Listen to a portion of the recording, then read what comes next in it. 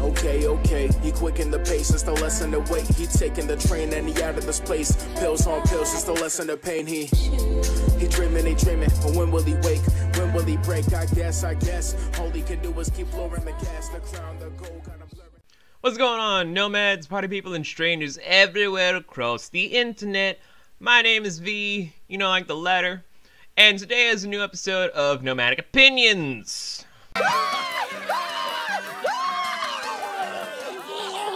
What a way to start a Sunday. Nomadic Opinions. The videos where I just show my whole weird, small little brain farts about everything. Where today is a different one for everyone to just consider. We have a lot of Laura Palmer ripoffs in media that a lot of people don't really acknowledge. Hello. Yes, from Twin Peaks, everyone, we are returning to my roots as a Twin Peaks tuber to talk about certain ripoffs of Laura Palmer.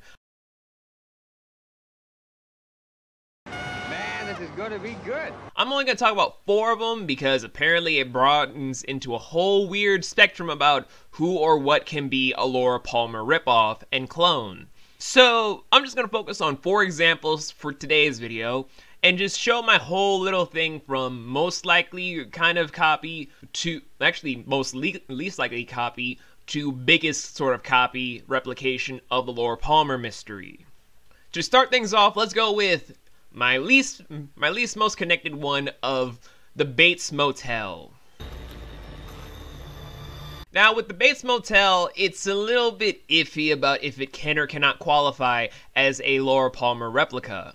See, the whole entire mystery from the show was about, first, a small little kidnapping / prostitution sales of some illegal immigrants that people were trying to then use for sex slavery due to the fact that it was either that or being sold off to just be deported anyway. You know, the American way. But then again, the whole entire mystery of the Bates Motel genre comes from Psycho, of Norman Bates' whole psychosis about him turning into a killer with persona of his mother launched inside of his psyche. That's not really a Laura Palmer thing, that's just, oh, who fucking killed this woman in the only room where he, Norman Bates, and the woman were in the room with? I wonder who fucking did it. This is starting to sound like a bad comic book plot. And if you're gonna try and go with the whole, it's also kind of surreal just like in Twin Peaks, no, that's just a medical problem.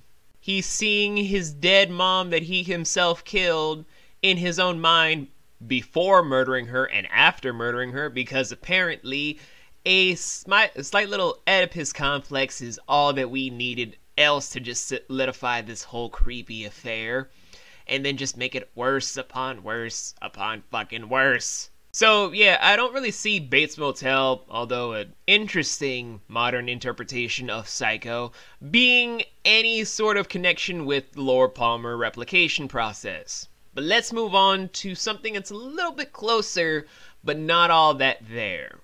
Stranger Things. Stranger Things kind of falls into the category of where is, who did it, and why, along with the supernatural element that we all know from Twin Peaks. However, there is a slight little catch, though, that doesn't really solidify it as a good enough clone to the Laura Palmer mystery in fiction. Will Byers in the show Stranger Things was kidnapped by a supernatural being that dragged him off into a hellish-like dimension where he was kept there for, I would say, a couple of weeks at best. Maybe a couple of weeks at best.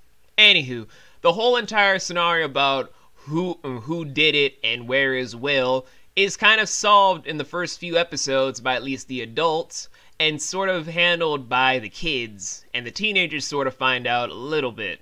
That's not really that close to Laura Palmer, who, as we all know from the beginning of the show, was already dead. There were supernatural effects, though, like how Eleven had her superpowers, the quote-unquote Demigorgon being a supernatural being, and a whole slew of other stuff, but it doesn't come quite close to Killer Bob's whole creepy child rapist / murderer gimmick that possessed her father to first rape his own child and then later on killed her. Wait, what? Cause no, that doesn't hold a candle to that. I'm sorry, Will. You may have escaped the Upside Down, but you didn't come close to being a clone to Laura Palmer. So let's move on to the next example that's getting kind of closer, but not all the way there. Rachel Ambers from Life is Strange. Now, I know a lot of you guys have seen either a lot of YouTubers playing the video game, seen my live streams of it, or have just seen a bunch of footage of it for yourself to play, and a lot of people don't really notice that it's even there. See, the entirety of Life is Strange is kind of step by step what happened to Laura Palmer, without the whole who killed Laura Palmer mystery. Rachel Ambers was a popular girl that had a mysterious past that a lot of people didn't really know about. But as soon as a lot of stuff happened, she just went missing, and the mystery to uncover what happened to her kind of goes on for 4 out of the 5 episodes, where we finally find out that she is dead. Hashtag spoilers. So, from just that whole standpoint, it's like, okay, and also the whole supernatural effects of Max's whole time travel abilities, plus the weird chaos theory tornado that's coming in to destroy Arcadia Bay should have it qualify as an extreme clone, word for word, of Laura Palmer. Not quite. You raised my hopes and dashed them quite expertly, sir. Bravo! See, the effective murderer that killed Rachel Ambers was not a supernatural being. It was a regular man with a demented streak that a lot of people should have noticed was a demented freak. In fact, it had a lot of warning signs. It's just that we didn't really see it when the game first came out that it was the killer that we all saw. Which, like again, hashtag spoilers, was Mark Jefferson. Oh no, I just revealed something from a game that's kind of old by now. Oh no. But yeah, it doesn't really qualify in the same regards as Laura Palmer's whole mystery exactly. It comes close in a lot of regards, but not really quite yet. But now we get to the most cloned out, most replicated Laura Palmer mystery sort of spin-off that I myself have been drawn to quite feverishly. Jason Blossom from Riverdale. Now this feels like it's a modern day interpretation of Twin Peaks. Popular boy that was captain of the football team, just like popular girl of all of the high school in Twin Peaks, goes and ends up getting killed by mysterious circumstances that may or may not have been of this world's material. And a lot of people trying to cover up facts of being attached to this person. However, as the mystery starts to unravel and divulge into more things, we then see that the pristine popular boy was a lot more darker than he seemed.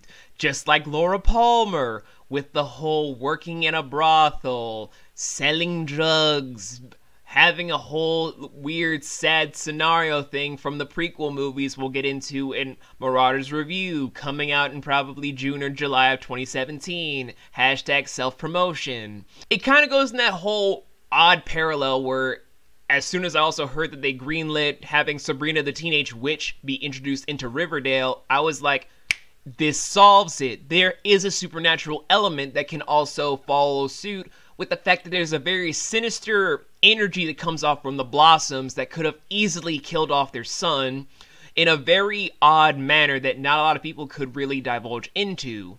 Even though the series is not done yet, you feel like it's something that is from Twin Peaks. All of the characters seem like carbon copies of other people, while also being interpretations of the Archie Comics characters. It goes in that whole weird scenario of you're just watching a modern day interpretation of it to its own beautiful critique of a web upon web of mystery and suspense that you just cannot unravel fast enough as more mysteries get piled on, just like how Twin Peaks used to be before the whole, you need to show who the killer is, cause we want to do these stories involving the goddamn Sawmill characters, and then all of a sudden try to salvage it with just an awesome character with only 5 fucking episodes. I hate you, CBS! I fucking hate you! Sorry, that was my fanboy showing. I'm sorry. I apologize. And I'm sorry, Mike. Anywho, yes. In all regards, though, from the 4 people I just listed right now, Jason Blossom is the closest person to a replica of Laura Palmer in modern-day fiction. But in all honesty, that kind of shows that Twin Peaks has had a real strong hold on a lot of things entertainment for the last several years. Although it was underappreciated and undervalued, Twin Peaks has had a big cult following that no one can really shake off or ignore in other fictions. Because a lot of different things that you see or watch can be kind of copies or spin-offs or rip-offs of this show. And it kind of precedes itself to then lend itself into stories such as these. Even if it's sort of a weak premise, or a strong premise that goes into a good replication process. So, with all those regards right there, I will just say that with how all things are being portrayed and with Twin Peaks on the rise to come back in May, I am looking so forward to more beautiful things to happen and see how many more Laura Palmer replicas we get in the future, cause the more I see these happening in modern day fiction, the more I'm just blown away by how beautiful people do things. And it just shows the fact that I'm a fanboy for a good reason. In any case though, while I get all giddy and all grin giggly happy, Mintok, the Mind Taker, would you like to take us home with your signature looks?